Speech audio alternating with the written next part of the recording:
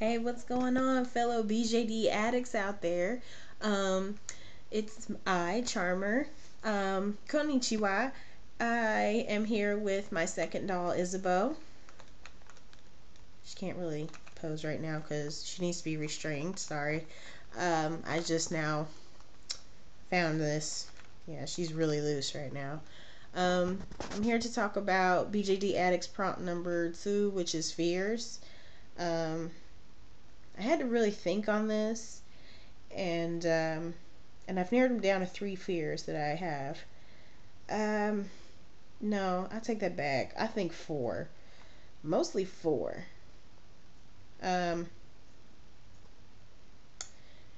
I would say um, the first fear that I have is um,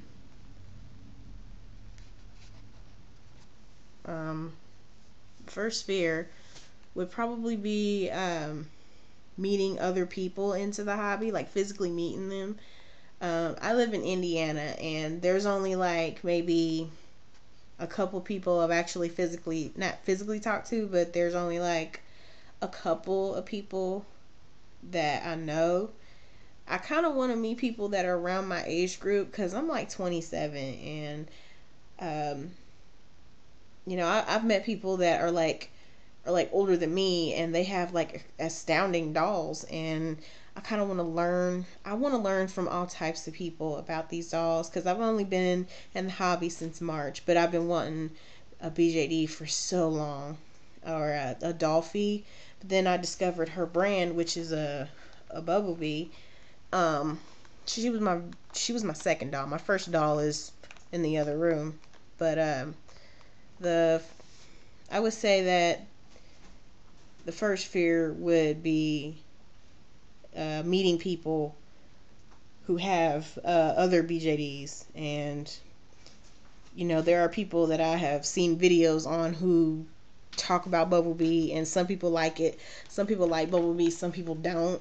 And some people like look down on other people because they don't have like a Volks doll or a Zoom doll, and they have a cheaper brand of a doll, and they just look down on other people. And it's not just a fear, it's more like I don't want to have to deal with that type of confrontation, or that type of like snobbiness. Because to me, I mean, if you got the money to dish out $500 for a doll, go right ahead. I am not stopping you. That's your thing. But you know, I think this doll right here, she's a pretty good doll. She has a few flaws, but at the same time, this doll has taught me a lot about this hobby and what to expect. So, and there are really, really nice people out there that have been very informative. And, I thank them for their videos and their feedback on things. And there have been people that ask me questions about Bumblebee. And uh, my third doll, which is Angel Fantasy Alice, which I've seen a few people have an Angel Fantasy doll, and they all say the same thing. Those dolls are like, they pose great. I mean, if I was to have her, she'd be sitting right here, like she's like she'd be sitting here, without me having to like hold her like this, like her. I'm gonna have to restrain her. Um, Maybe I just need a better quality string with her. Um, but I think that's my first fear would be like to encounter people who have like more expensive dolls than me, and just them looking down on me. I know that's kind of weird, or if I don't know what I'm doing, like as far as uh people that can do face-ups really good, who can sew better than I can, and they look at her and they just be like, she's a white trash doll. Because I've came across that term, white trash doll. And I'm like, what? Why are y'all talking? And I mean, why are y'all talking about people who are trying? I mean, these people are trying. Like, I saw a video with this girl who, I mean, there was I think it's a prompt, I think it's prompt number 8 or prompt number 5, I can't remember, where it talks about stereotypes. And she was just like, oh my god, I don't like it when people have, like, people put Barbie clothes on their dolls. And I'm like, so what? Let them put them on there. I mean, so what? I mean, or if you bought the doll, you don't want them putting Barbie clothes on that doll, then don't worry about it. Some people cannot sew. Some people can sew. Some people can do face ups. Some people don't even know how to draw. Some people can make, I mean, and then I think she was saying how they don't like the wigs that they put. I mean, if it's not perfect, like, let me tell you something about this wig right here. This wig was a free wig. It was given to me. It was kind of funky looking, but I made it look decent, a little decent, better than it was. But I mean, don't knock on people, because that's just my thing. That's probably gonna be in my next prompt with that stereotypes. That's gonna be my rant on that, because people who talk like that, they either their dolls was bought for them, or um, they're they're just I'm just gonna be blunt. They're just assholes. And you know what? I look at it like this: it's just a doll. These are just dolls. This is a hobby. I mean, this is not like America's Got Talent. I mean, people are so. It just seems like people are so close minded to where there was a video I saw of this girl. She was afraid. She had that experience, and she was afraid that.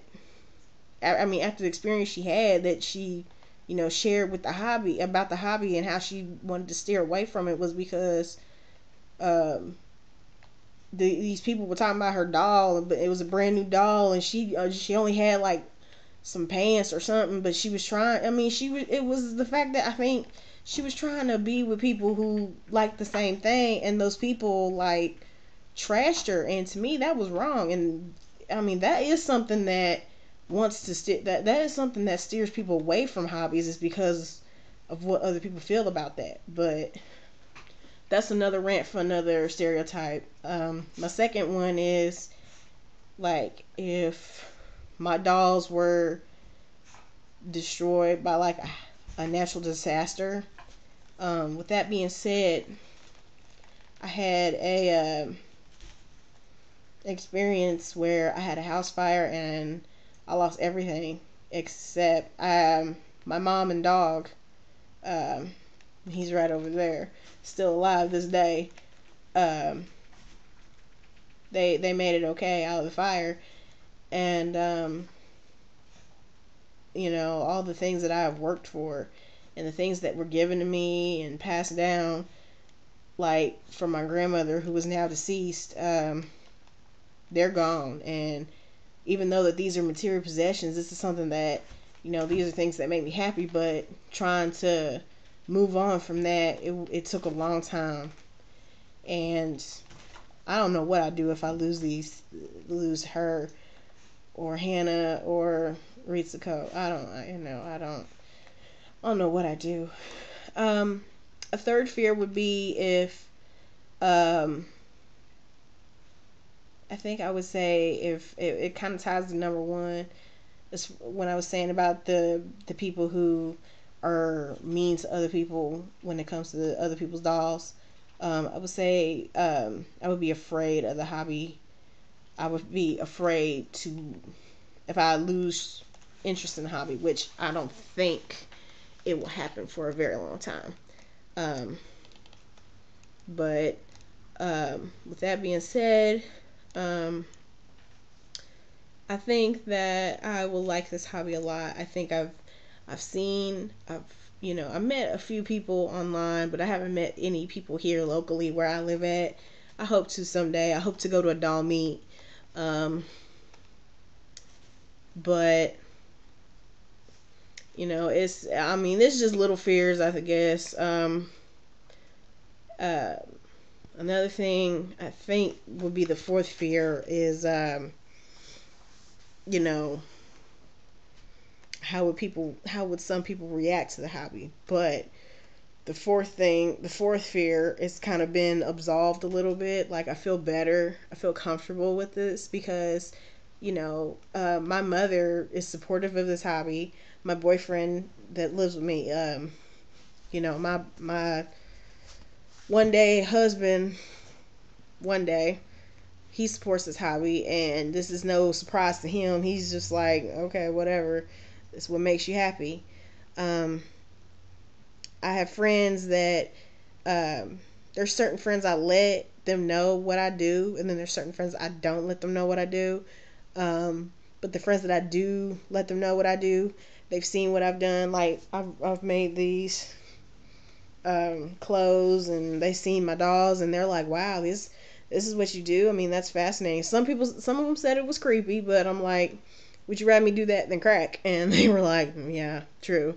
But they're supportive, and I'm very grateful for that. But hopefully one day I will conquer my fears and make more friends in this hobby. Uh, that's all I have to say right now. I will be posting more prompts really soon because semester is almost over and I'm almost done with finals. Thank God. So I will catch you on the flip side. Deuces.